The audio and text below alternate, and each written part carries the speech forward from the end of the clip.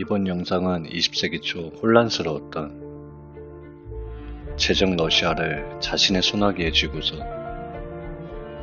흔들고 파멸시킨 요승이라 불리던 라스푸틴의 이야기다.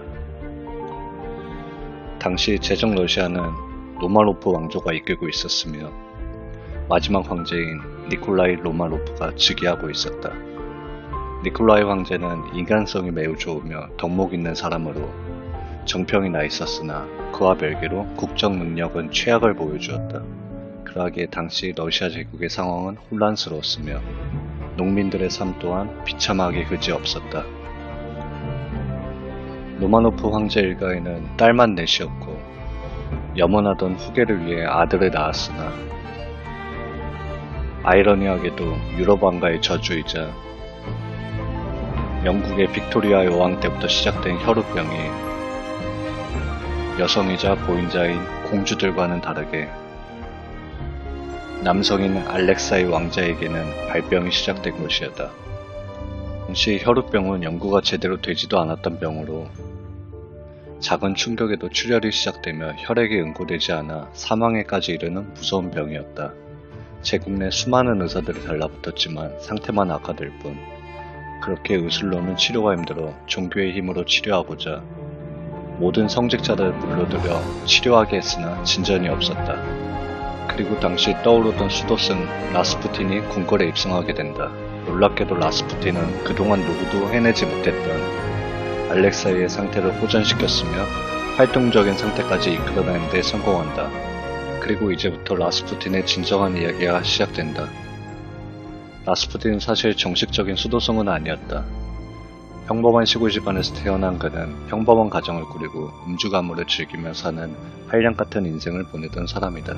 그러던 와중 갑작스럽게 러시아 전역과 성지로 알려진 것을 순례하며 적인 깨달음을 얻은 수도승으로 자처하며 이름을 알리게 되고 궁궐까지 오게 되어 알렉사이 왕자 치료 후 제국 내 수많은 귀족들, 특히 귀부인들을 상대로 엄청난 인기를 얻게 된다. 특히나 왕자의 치료 이후 알렉산드라 왕비의 절대적인 신임을 얻게 되면서 그녀의 사제이자 상담사며 비밀을 들어주는 친구가 되었다.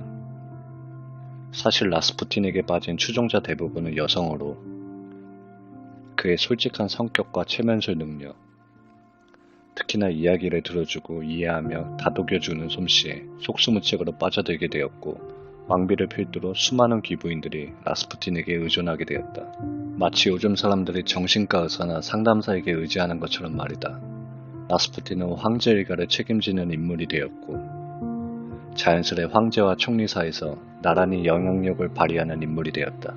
바로 제국을 손에 쥐게 된 것이다. 이러한 힘을 바탕으로 라스푸틴은 여러 구설수를 만들게 되며 사람들의 입방아에 오르기 시작한다. 이런 모습이 달갑지 않았던 총리이자 황제의 벗인 스톨리피는 라스푸틴을 처형하라고 황제에게 진언한다.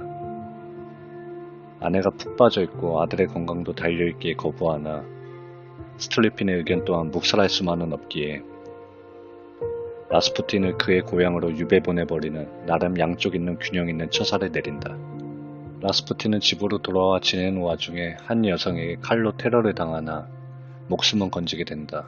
그리고 동시에 왕자의 건강이 다시 악화가 된다. 라스푸틴은 다시 궁궐로 입성하여 상태를 호전시키게 되며 결국 재신임을 받게 된다. 그리고 1차 대전이 발발하게 되며 황제는 참전을 하게 되고 궁궐에는 라스푸틴과 왕비만 남게 된다. 라스푸틴의 힘은 더욱 강해졌으며 사회 전반에 걸쳐 이것저것 모든 것을 결정하게 된다. 이러한 모습이 달갑지 않던 니콜라이 황제의 조카 사위였던 유스포프는 라스푸틴의 적대적인 다른 귀족들과 함께 독단적으로 벌석 재판을 진행시켜 라스푸틴을 처형하기로 한다. 라스푸틴을 죽이기 위해 당시 러시아 제국뿐만 아니라 유럽에서도 유명했던 자신의 아내인 이리나의 미모를 이용 이리나가 라스푸틴을 만나기를 고대한다며 직접 자기 집으로 초대를 한다. 라스푸틴은 유슈포프가 자기에게 적대적인 것을 알면서도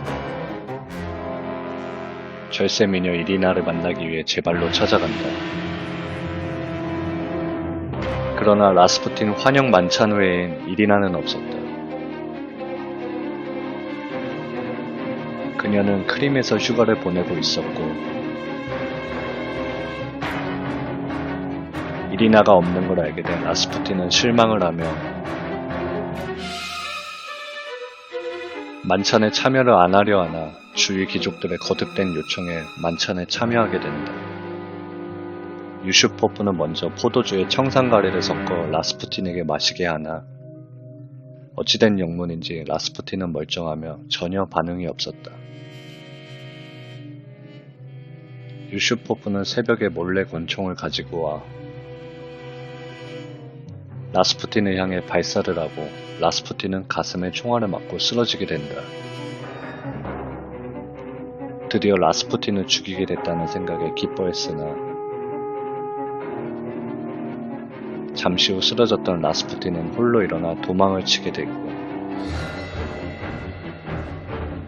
그 장면을 본 사람들은 매우 놀랐으나 뒤쫓아가 그에게 수발의 총알을 발사했고 머리에 총알이 관통되고 나서야 라스푸틴은 확실하게 쓰러지게 된다. 이후 가죽에 꽁꽁 둘러싸여 차가운 얼음 강물 속으로 사라지게 된다.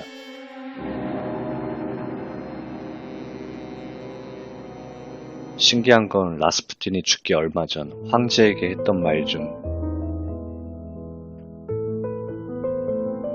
자신이 귀족들에게 살해가 된다면 러시아 제국은 역사 속으로 사라지게 될 것이고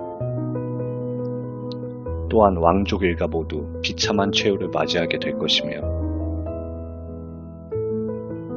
자신이 살해되지 않는다면 러시아 제국은 영원할 것이라고 말했었는데